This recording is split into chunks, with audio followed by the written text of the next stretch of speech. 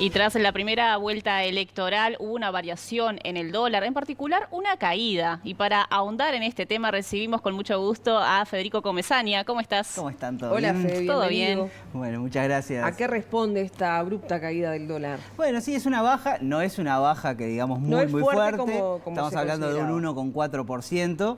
1,4%. Sí es una baja significativa porque el dólar no suele tener variaciones muy pronunciadas de un día para el otro. Ya una variación de un 1% es rara de ver, pero sí, 1,4%, y eso responde sobre todo a, bueno, a una mayor demanda de pesos uruguayos para la inversión. Y hay un elemento especulador detrás de todo esto, que era que, bueno, había un temor muy grande por parte de los mercados financieros sobre qué pasara el día de la elección. No con el resultado de la elección nacional, de la distribución de bancas, de si había balotaje o no había balotaje, sino con lo que pasara con el plebiscito de la seguridad social. Tal cual. Que es donde ahí se ponen el peso en las inversiones, ¿no? Sobre Exactamente, porque lo que Sí. se abría por delante si se llegaba a aprobar el plebiscito era un escenario en el cual Uruguay iba a tener unas necesidades mucho mayores de fondo, ya desde el primer día, unos 1.000 millones de dólares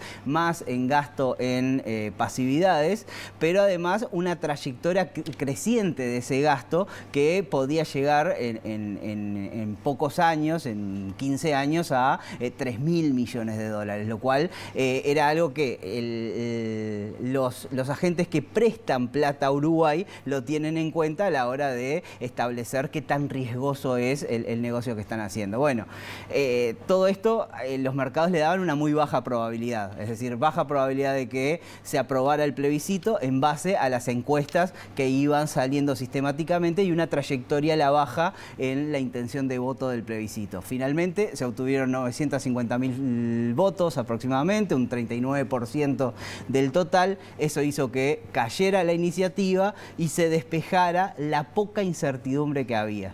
Y la poca incertidumbre incidió ¿de qué manera? En que los agentes económicos no es que salieran todos de sus posiciones en Uruguay porque el riesgo no era inminente, no había una probabilidad muy grande, pero sí cubrirse. Cubrirse implicaba, bueno, no exponerse demasiado, reducir mínimamente sus operaciones, y en cuanto ese riesgo desapareció, volvieron a hacerse posiciones. Entonces, lo que se vio ayer fueron, sobre todo, los bonos de Uruguay emitidos en pesos que bajaron su tasa de interés, andaban más o menos en el 10%, bajaron, retrocedieron casi 7 puntos algunos de esos títulos, 7 décimas de punto de tasa, lo cual es importante, y eso se debió a mayor demanda, y para hacerse de esos títulos lo que hicieron los inversores fue desprenderse de dólares en el mercado, y eso hizo que la cotización del dólar bajara como bajó. Son 50 centésimos, pero lo que muestra es mayor tranquilidad por parte del mercado financiero de que, bueno, este hito que había en el medio y que podía implicar un antes y un después, esto no sucedió, y Uruguay sigue siendo lo que era hasta hace unos pocos meses. Fede, ¿qué sería lo esperable de ahora en más en base a las tendencias y el mercado con esta baja? ¿Es una tendencia que puede permanecer, mantenerse, o realmente seguiremos con la estabilidad o las leves subas que ha tenido el dólar en los últimos meses? Bueno, la expectativa que tiene el mercado, y eso es en base a la encuesta de expectativa del Banco Central, es que el dólar termine el año más o menos en los niveles en los que está. Es Correcto. decir, no hay una expectativa, y esto hay que agarrarlo En torno con al 40. pinzas. Sí, o sea, en el mercado interbancario en torno al 40,5.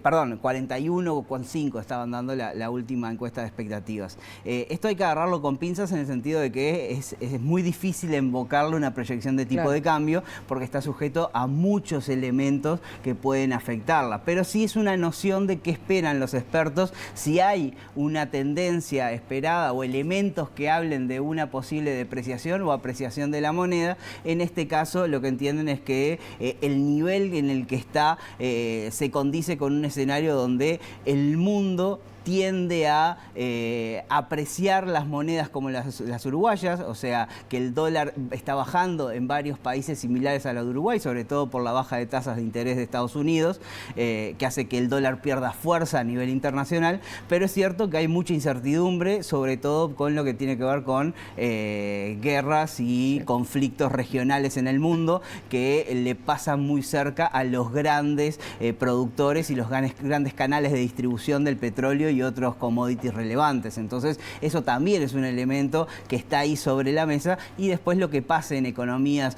como, sobre todo Brasil, que es una referencia muy grande para Uruguay, eso también puede impactar en las expectativas de tipo de cambio. Pero por lo pronto, parece que los niveles actuales son niveles de confort. Eso no quita que haya vaivenes, alzas y bajas en lo que queda del año y pensando para adelante. Un dólar que... No sé si Lu. podía incidir justamente hablando de Estados Unidos con las elecciones que suceden dentro de una semana. Sí, no parece haber, digamos, hoy en día dos escenarios del tipo de cambio en función de gane uno o gane otro. Sí, hay diferencias muy grandes en los estilos de conducción y también en las propias políticas económicas que se plantean, pero no es algo que en el corto plazo debería estar incidiendo en elementos como el tipo de cambio. Bien, correcto. Aguardamos entonces y veremos qué pasa. Ayer cotizaba en pizarra 39,90, creo. Veremos hoy. Voy a chequear, me está interesando el tema por el día de hoy. Fede, muchas gracias por Gracias, tu Fede. análisis. Que pasen lindo, hasta luego.